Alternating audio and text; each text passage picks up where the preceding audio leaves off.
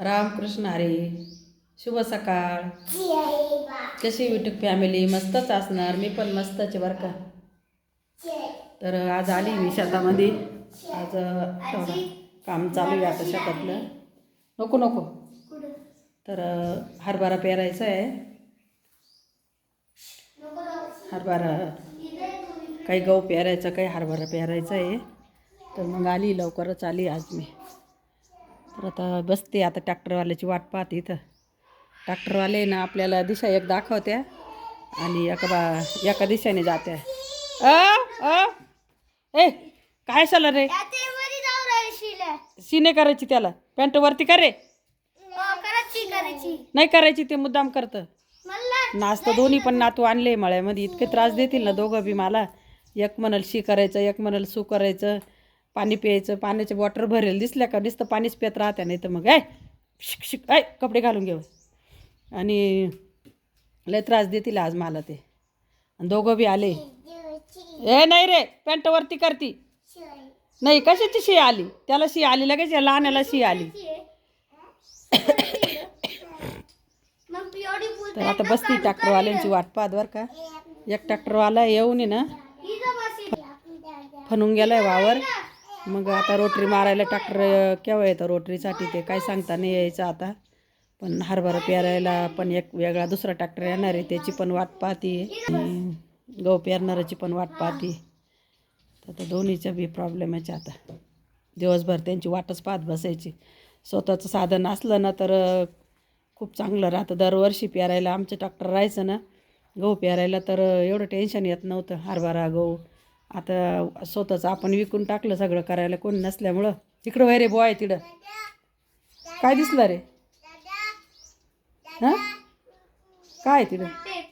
हां वय इकडं, तू जाऊ नका तिकडं अडचणीत.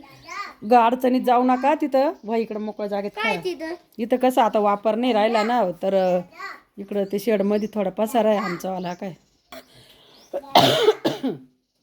शेडमध्ये असं पसारा पडलेला आहे ना, तर पोरांचं कसं भीती वाटत ती वापर नसल्यामुळं काही बी होऊ शकते. म्हणजे काही दिसतं. ऐ लहान शिंगरू वय इकडं. कशाला चालला? मी त्याला तिकडं इकडं बोलवलं ना, तू तिकडं पळू राहिला. हे लहान वांगत लय अवघड आहे. पॅन्ट घाल, घे पॅन्ट घालून घे. हां पॅन्ट घाल. मुंग्या आहे बरं का इथं. एक तर लाल मुंग्या खूप आहे इथं. लेकरांच्या पायाला लगेच चावून जाते.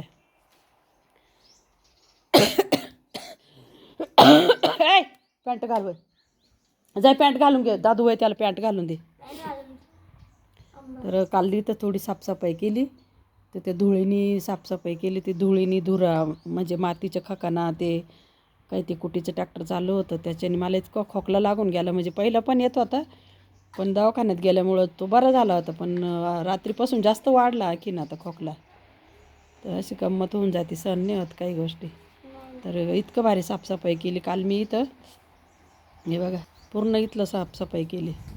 आता थोडंसं तिकडं रस्त्याच्या कडेला राहिलं आहे. अजून इकडं म्हणजे साफसफाई करेल, पण झाडायचं बाकी राहिलं आहे. काल उशीर झाला मग काही झाडलं नाही इथून तिथून. जेवढं फक्त अंगणापुरतं झाडलं होतं. हां तिकडं अजून पुढं आहे ना काँग्रेसाचे डोकं डाके रस्त्यावरती काढायचे अजून. तर म्हटलं आज काढून घेऊ काही. ते पण ट्रॅक्टरची वाट पाऊस तर ते आवरून जाईल. तुळस पूर्ण वाळून गेली माझी बघा.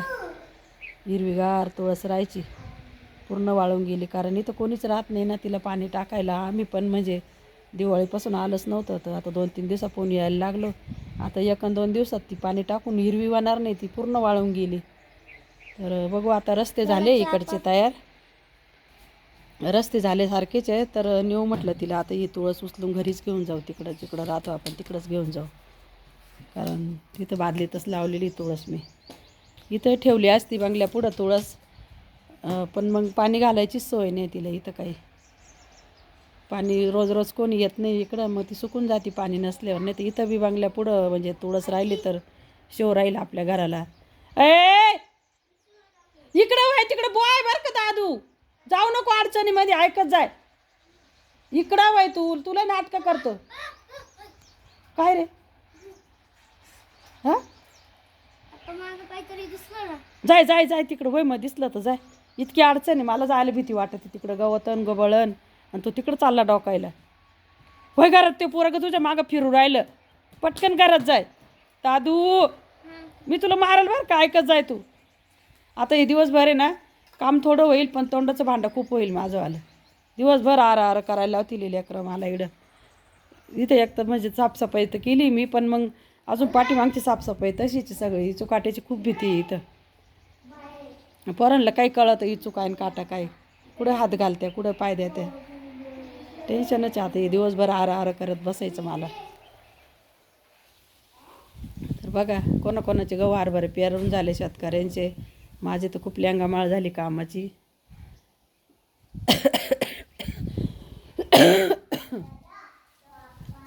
चला रामकृष्ण हरी.